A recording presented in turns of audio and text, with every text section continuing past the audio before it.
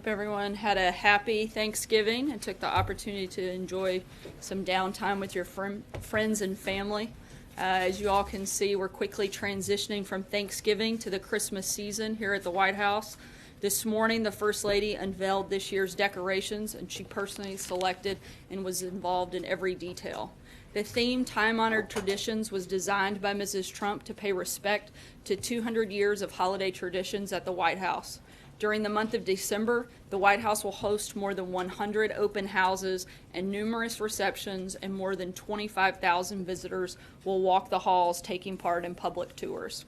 Speaking of Christmas, the President is looking forward to the Senate bringing us another step closer to delivering a big, beautiful Christmas present to the American people in the form of massive tax relief.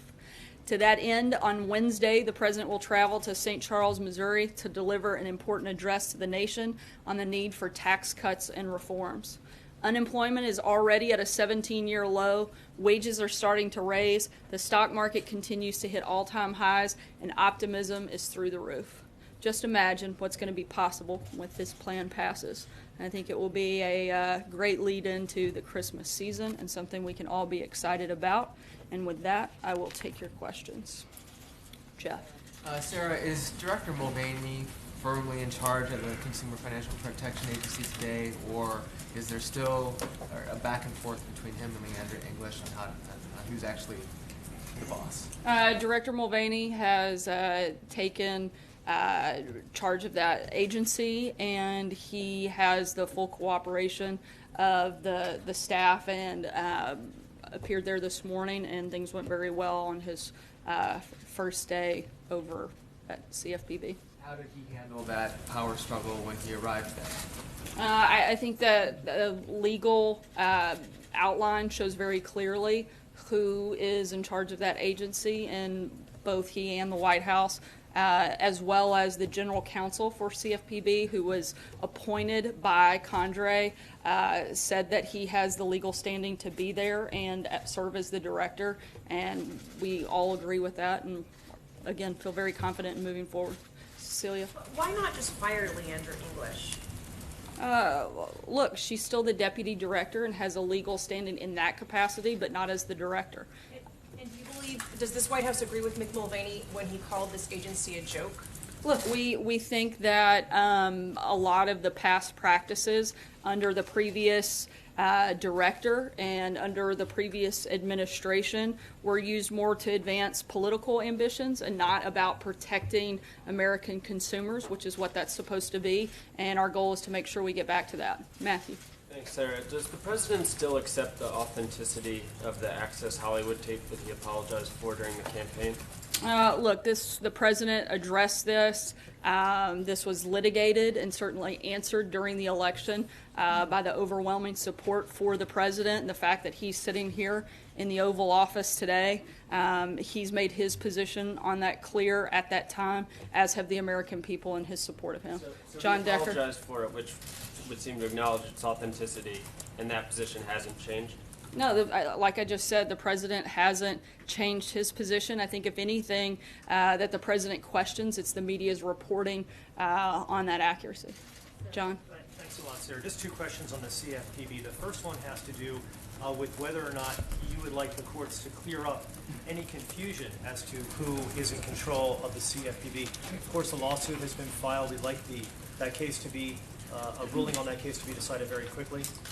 Look, of course, we're aware that a lawsuit's been filed, but we're also aware that the law is extremely clear and that Director Mulvaney is the acting director here, as has been outlined by the counsel's office, by the Department of Justice, and, as I said before, CFPB's own general counsel, which was appointed by Condrey. So I think that everybody is in full agreement that he's the director of this office. Trey?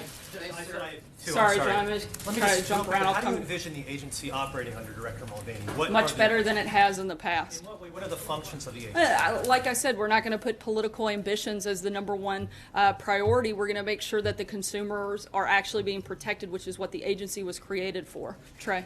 Thanks, Sarah. On the Senate race in Alabama, does President Trump plan to campaign for Roy Moore? The president is not planning any trip to Alabama at this time, and frankly, his schedule doesn't permit him doing anything between now and Election Day. Over the weekend, the president weighed in about this race on Twitter. Does the president does he have plans to continue his campaign against the Democrat in Alabama, Doug Jones? Look, I'm not going to get into a back and forth from the podium. As you know, I've declined that opportunity many times. But I can tell you that the president obviously wants people who support his agenda, and certainly wants people that are looking to make America better, to improve our education system, to grow our economy, to continue to fight against ISIS, continue growing the economy. Those are the president's priorities, and he wants people in place that are going to help and support those priorities. Jonathan. Sarah, at the event that the president just did with the Navajo code talkers, he referred to Pocahontas being in the Senate. Why did he feel the need to say something that is offensive to many people while honoring the Navajo code talkers, these genuine American I think heroes? what most people find offensive is Senator Warren lying about her heritage to advance her career.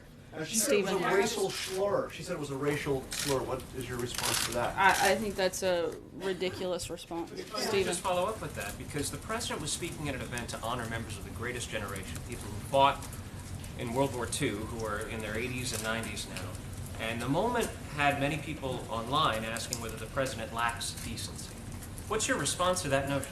Look, I think the president certainly finds an extreme amount of value and respect for these individuals, which is why he brought them and invited them to come to the White House and spent time with them, recognizing them and honoring them today. So I think he is constantly showing ways to honor those individuals, and he invited them here at the White House today to meet with them and to also remind everybody about what the historic role that they played many years ago. Kristen. Why is it appropriate for the president to use a racial slur in any context?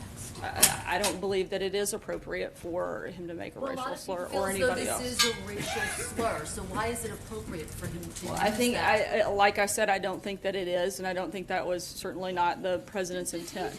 Does he see I think, political again, like value I said, I think the more offensive, the most offensive acting thing. racially? I'm sorry? Does he see political value in calling people out racially? Why use that term? Look, I think that Senator Warren was very offensive when she lied about something specifically to advance her career. I don't understand why no one's asking about that question and why that isn't constantly covered. See, You commit me to on Syria. First, on Friday, the president's call with Erdogan in Turkey, where he seemingly announced to him that the U.S. is not going to continue arming the Kurds forces fighting ISIS. Do you address sort of concerns that the U.S. now seems to be backing away from its previous support of a partner in the fight against ISIS? No, look, once we started winning the campaign against ISIS, the plan and part of the process is to always wind down support for certain groups. Now that we're continuing to crush the physical caliphate, that we're in a position to stop providing military equipment to certain groups, but that doesn't mean stopping all support of those individual groups. But that was the whole purpose, was to help defeat ISIS. We're making massive progress in that front, and once that was moved forward, that was always been the plan, and that hasn't changed. And just one question about Syria. Is it still a policy of the United States that Assad must go, or is there a sort of more of a containment policy sort of emerging out of the White House? We don't have any changes in our position at this time. Jeff? Sarah, back to the Access Hollywood tape. You said that he made his position clear at the time. He said, at the time, he said, "I said it, I was wrong, I apologize." But you just said the media's reporting of its accuracy. So can I ask you again, does the president acknowledge saying that was on the Access Hollywood tape last year? Look, I said that he'd already addressed it, and that we didn't have any updates to that. I said what he didn't like and what he found troubling were the accounts that are being reported now. But what counts are being reported now that weren't reported last year? What counts are you talking about? The ones that are current that he's questioning. Following up on Steve's question, so what is the official policy on Assad's position? Should he stay or go? Look, as I just said, we don't have any changes into past statements that we've already made on that front. Nothing new. Blake? CFPB. Does the White House believe that Leandra English is unqualified for that position? We believe that Director Mulvaney is the right person at this time to lead that agency, and that's why he's over there. If you believe that he's the right person, I guess the follow-up then is, what does the White House or what does the President have against Leandra English in that spot? Look, I'm not saying that we do have anything against her. I'm saying that we want Director Mulvaney to lead this agency, and that's a decision that the President is allowed to make and one that he's made and has legal authority to do so. John? Thank you, Sarah. Two questions about personnel. The President's appointment of Governor Brownback for the ambassador-at-large slot dealing with religious liberty has been stalled, and the Senate has yet to confirm him or vote on his confirmation. Now, at the same time, the National Security Council staff has a vacant slot that deals with the same issue, religious liberty, that doesn't require Senate confirmation. Is he going to fill that slot on the NSC? I'm not aware of any specific announcement for that position at this time, but if one happens, we'll certainly make sure you're aware of it. Now, and the other question is regarding the appointment of Director Mulvaney to a simultaneous presidential appointment. It seems a little odd because this has not been done, according to many accounts, since before World War I. We're an administration that likes to break new ground, John. Well, broke it, but the last time was before World War I, when the Secretary of the Treasury was also the first chairman of the Fed. Whose idea was this, or did the President decide to give the dual positions to Director Mulvaney? Look, I think the President felt like he was the right person to lead this agency, and he made that decision. I don't think there's more to it than that. Fred? Oh, thank you, sir. One on the CFPB. As far as reforms to the agency, the House has passed the Choice Act. That's still no action on that in the Senate. Is this something, does the administration see this as an opportunity to try to push congressional reforms to the agency? Look, this is Director Mulvaney's first day. We're going to let him get settled in before we start announcing new policy, but when we do, we'll certainly keep you guys posted. Anita? Sorry, I'm going to try to jump around for save time. Ryan said the other day that the issue of the Dreamers would not be in the spending bill. We're reaching the end of the year now, and I'm wondering what the President said that he would take this back up if Congress couldn't act. Negotiations aren't really going anywhere. What does the President propose to do? Does he see that happening in Congress in the next few weeks? Wish for a standalone bill? Are you talking about specific to, I'm sorry, I missed the first part. Dreamers? Oh, What to do about Dreamers? Look, we hope that the Democrats aren't going to put our service members abroad at risk by trying to hold the government hostage over partisan politics and attaching that to that. We've laid out what our principles on immigration are. We want to see responsible immigration reform that would include DACA, but that would also include the priorities that we've already previously laid out. Don't come up with anything? Like I just said, we hope that the Democrats are willing to actually make responsible immigration reform. We've laid out what we want, and look, the President's got a meeting with various members tomorrow, and I would imagine that will come up at that time. With the leaders? Kristen. Sarah, what would you say to consumers who are concerned about somebody who once called the agency that he's now ostensibly leading, Mick Mulvaney calling the agency a sick, sad joke? What would you say to consumers who are concerned about somebody like that now ostensibly leading this agency that was designed to protect them? I think that consumers should be glad that they finally have somebody in there that actually wants to fight for consumers and not fight for their own political ambitions, which we've seen in the previous leadership, and which will be a very different change under Director Mulvaney. David? Sarah, at this point, Senator Al Franken has allowed that there may be more women coming forward. He doesn't know that there are, but he said there might be more women coming forward.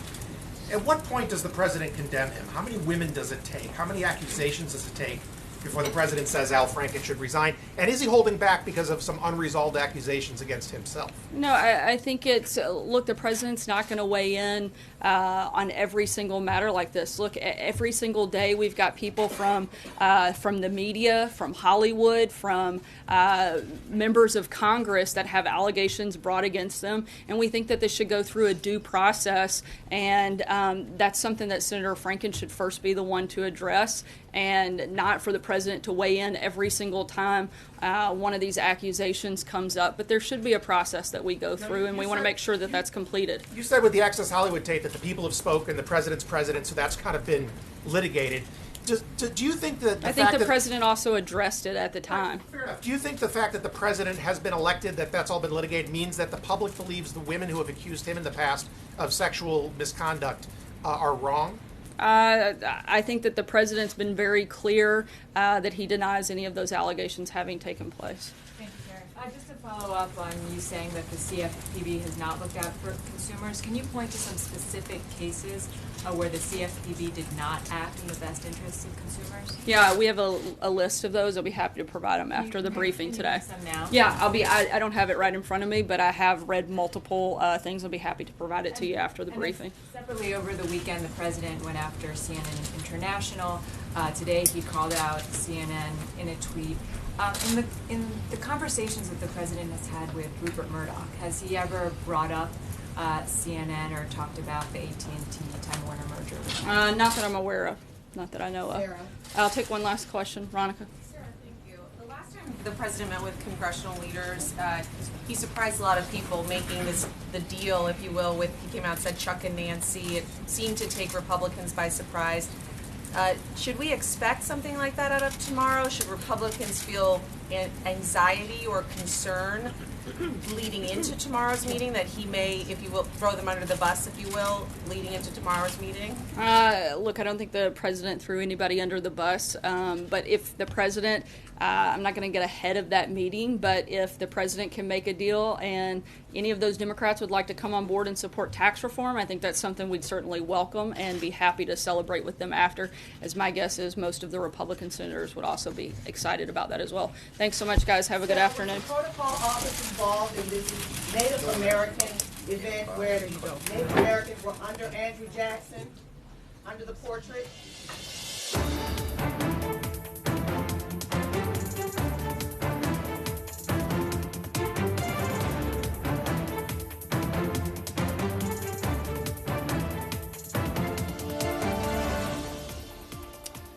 Hi there, and welcome to the briefing room. I'm BBC News' Rick Klein. I'm joined by Justin Fischel from our Pennsylvania Avenue team and Tara Palmieri, our White House correspondent, and a couple of nominations for Veep Plotline of the Day to lead us off, starting with the fact that there are now two people in charge of the Consumer Financial Protection Bureau. The White House making clear that Mick Mulvaney, the OMB director, is the actual head of the agency, but Leandra English, who was named to the vice position just hours before Cordray left, is also saying that she's in charge.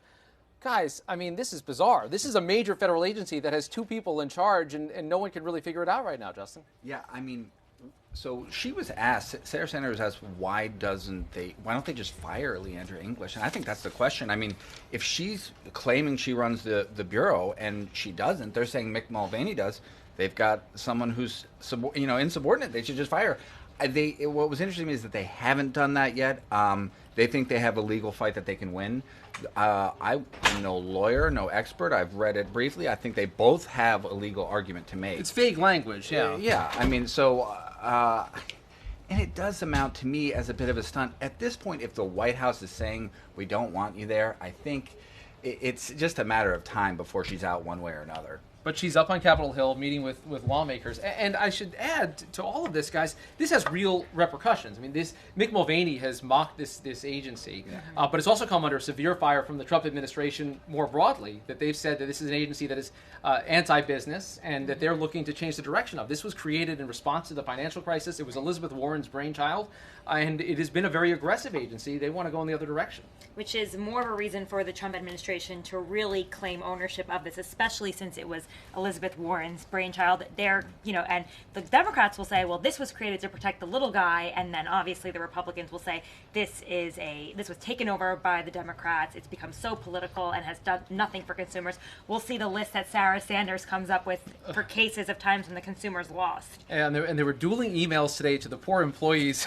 of the CFPB saying, I'm the new boss. We understand Mick Mulvaney also brought donuts. So That's right. We'll see if the sugar goes winning over. Them over, yeah. Winning them right. over. He sent an email out saying, don't listen to anything. She said just remarkable kind of thing. Can you imagine showing up to work that day, getting that kind of email from two different people claiming to be the director, saying, "Listen to me, I'm the boss." Today. Yeah, and we Too mentioned. many cooks. Well, it's bizarre too. So we also mentioned Elizabeth Warren briefly, and just before the briefing today, there was a rather extraordinary moment. We talk about extraordinary moments all the time in this White House, but the White House and the president were honoring the so-called code talkers, Native Americans Right. who the Navajos who spoke in code, and true American heroes, World War II heroes, members of the greatest generation. Take a look at this interaction involving the president. The importance, and I just want to thank you because you're very, very special people. You were here long before any of us were here. Although we have a representative in Congress who they say was here a long time ago. They call her Pocahontas. But you know what?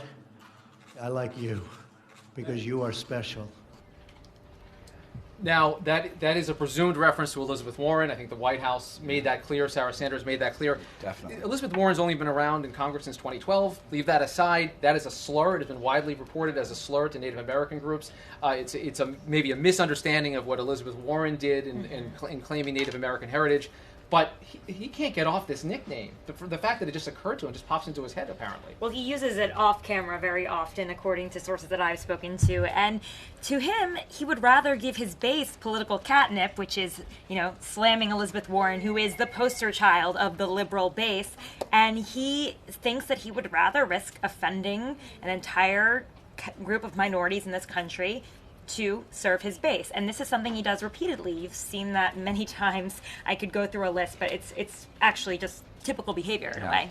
And here we go again. This is just moments for the briefing, and Sarah Sanders is forced to defend what seems like the indefensible, but she called it ridiculous to say that is a racial slur. Yeah. And saying what's offensive is that Elizabeth Warren ever claimed Native American heritage. And look, he does it as a joke.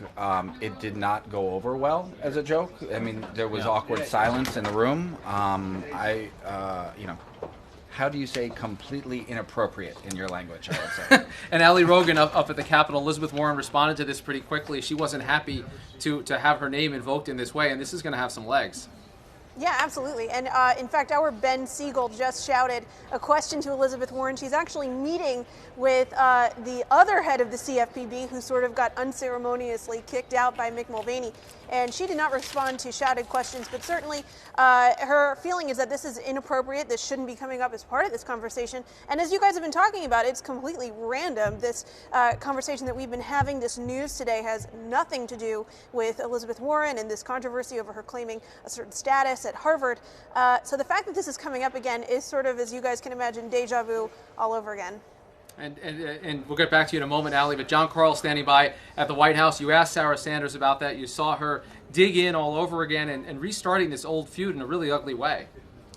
Yeah, it was really something else. I didn't know quite what to expect, what she would answer when I asked about the comments, which really kind of caught everybody by surprise. It's not surprising, Rick, that the president would refer to Elizabeth Warren as Pocahontas. He's been doing that, obviously, for a long time.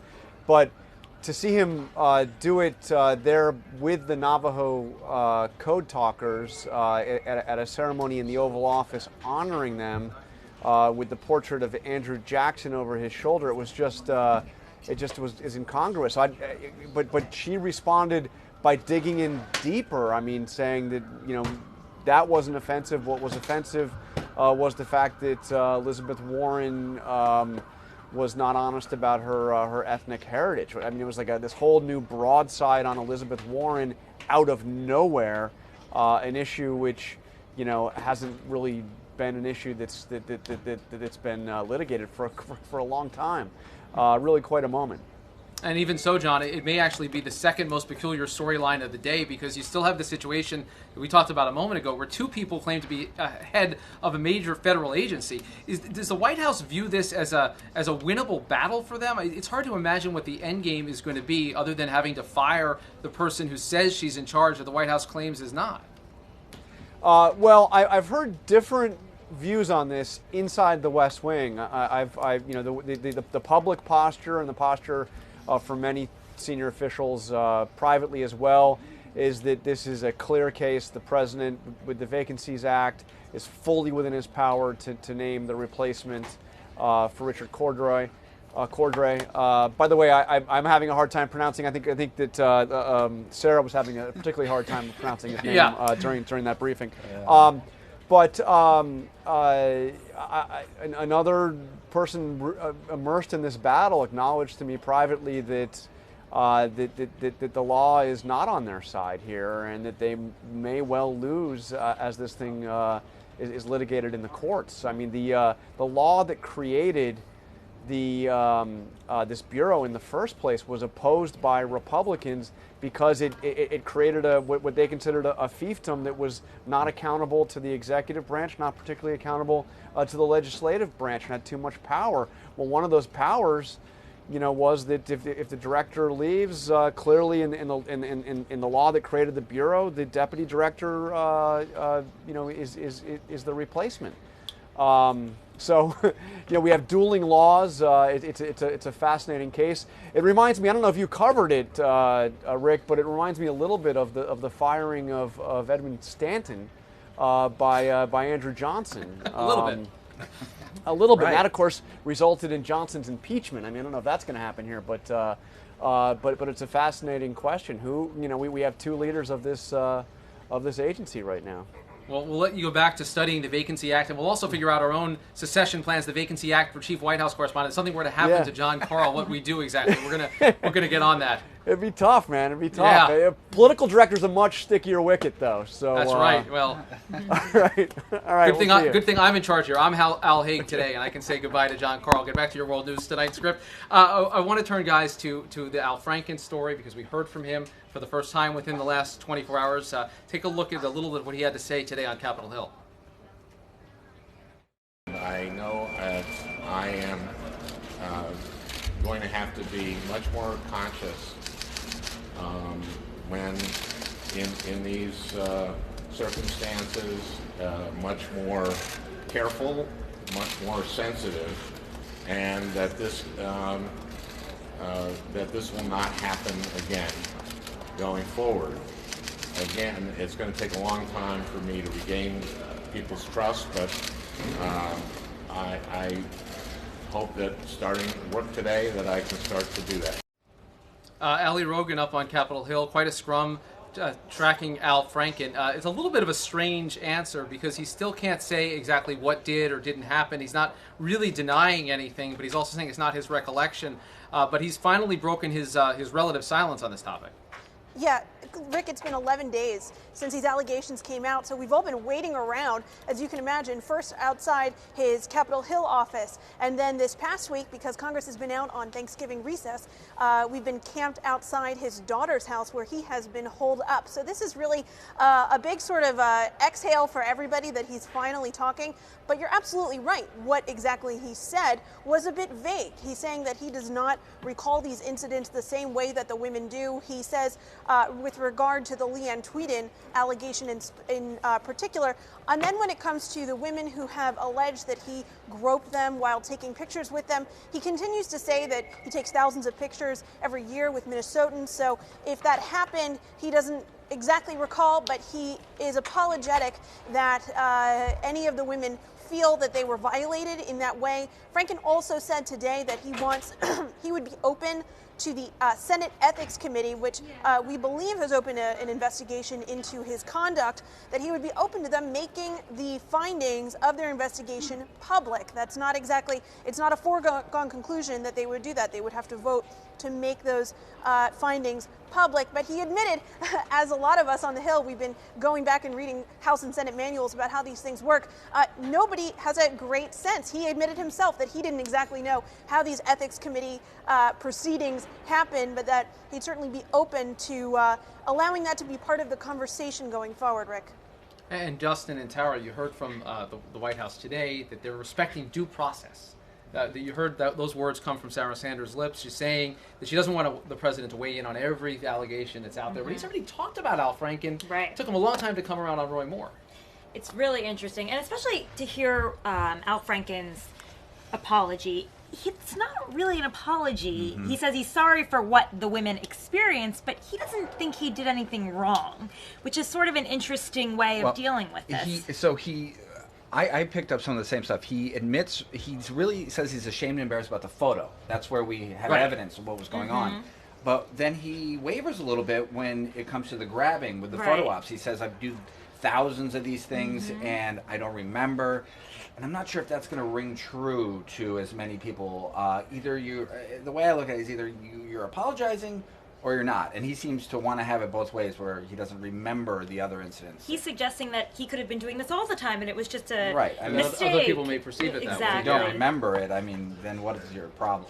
Right. And speaking of having it both ways, an interesting episode now developing out of the White House over the weekend. The New York Times reporting and ABC News confirming that President Trump has been privately telling people that there may be some doubt surrounding the Access Hollywood tape. Now, Sarah Sanders was asked about that several different ways today. She danced around it a little bit. She said there's no change in the president's position, but there is a change in his feeling about the media coverage around it, and also going just a little bit further and saying, well, the American people already litigated this. So I'm not sure where to land. If the official White House position is that the president says the Access Hollywood tape is legit, what are these other conversations about? And if not, why it even matters what the American people said. The tape is the tape, guys. To me, it sounds like the White House is floating the idea that it may be doctored, and that they're feeling out how the media responds to it, how people respond to this idea. Also, what I've been told from senior aides is that sometimes Trump will flat out say lies in front of them. And they'll have to say, hey, boss, but that really didn't happen. And he brings it back. It's almost like he likes to see what he can get away with and then bring it back. And I personally read that and thought they floated the idea out there. I completely agree. And I think the bottom line is what he's saying in private is not really relevant. He has said in public that he did it, that they were his words, and that he apologized for it. And unless and until he changes that statement publicly on the record, that's how history is going to remember this incident. And the tape is the tape. I mean, no one has disputed its accuracy. Billy Bush hasn't yet. Billy Bush hasn't disputed it. It was out there. It almost changed the course of a presidential election, and it wasn't disputed at the time. To revisit it now is also odd. And finally, guys, what was supposed to be the topic of the day and may still be the big topic of the week, taxes. I want to get Ali Rogan on this before we come back here and wrap things at the White House. But Ali, what's the prognosis right now? What's it looking like in terms of the Senate on the tax bill? Are they on track?